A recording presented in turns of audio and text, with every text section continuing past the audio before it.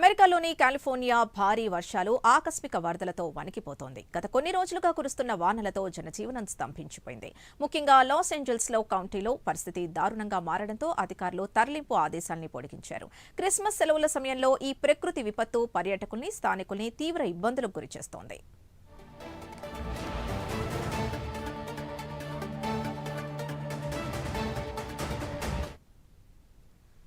Malibu నుంచి west Hollywood వరకు ఆకస్మిక వరద హెచ్చరికలు జారీ చేసింది నేషనల్ వెదర్ సర్వీస్. ఉత్తర కాలిఫోర్నియాలో సుమారు 50,000 ఇళ్లు, వ్యాపార సంస్థలకు విద్యుత్ సరఫరా నిలిచిపోయింది. వరద ఉధృతికి కొట్టుకుపోతున్న ఒక మహిళను లాస్ ఏంజల్స్ అగ్నిమాపక సిబ్బంది హెలికాప్టర్ ద్వారా అత్యంత సాహసోపేతంగా రక్షించారు. దాదాపు ఏడాది క్రితం ఈ ప్రాంతంలో సంభవించిన భారీ కారు చిచ్చులే ప్రస్తుత వరద తీవ్రతకు ప్రధాన కారణంగా నిపుణులు విశ్లేషిస్తున్నారు.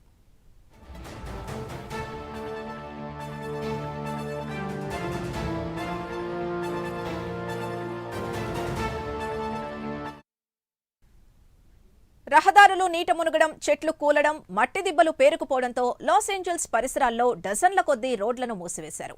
మౌంట్ బాల్డీ వంటి పర్వత ప్రాంతాల్లో 6 అంగుళాల కంటే ఎక్కువ వర్షపాతం నమోదైంది. రైట్ వుడ్ వంటి చోట్ల మట్టి ప్రవాహాలు రోడ్లను ముంచెత్తాయి. మరోవైపు పర్వత ప్రాంతాల్లో భారీగా మంచు కురుస్తోంది.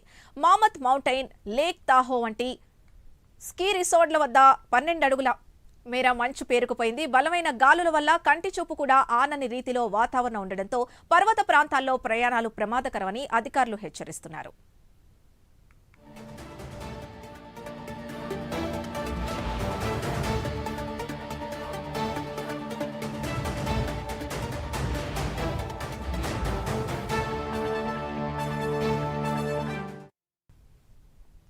అగ్ని ప్రమాదాల వల్ల చెట్లు, మొక్కలు కాలిపోయి నేల పూర్తిగా గట్టిపడిపోయిందని, ఆ ప్రాంతంలోని నేల ఇంకా నీటిని పీల్చుకోలేని స్థితిలో ఉందన్నారు నిపుణులు.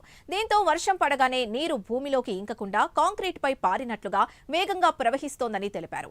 ఇలాంటి బర్న్ స్కార్స్ కోలుకోవడానికి చాలా సమయం పడుతుందని వాతావరణ నిపుణుడు స్కాట్ క్లీబౌర్ వివరించారు. దీనివల్ల కొండ చర్యలు విరిగిపట్టడం, మట్టి ప్రవాహాలు పెరగడం వంటి ప్రమాదాలు పొంచుందన్నారు.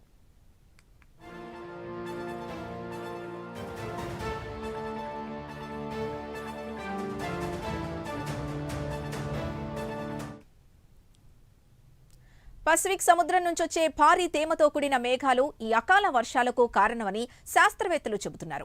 ఈ ఏడాది క్రిస్మస్ సమయంలో కురిసిన వర్షాలు 1971 నాటి రికార్డుల్ని అధిగమించాయి. 1877 తర్వాత అత్యంత భారీ వర్షాలు కురిసిన 4వ క్రిస్మస్ సీజన్గా ఇది నమోదైంది.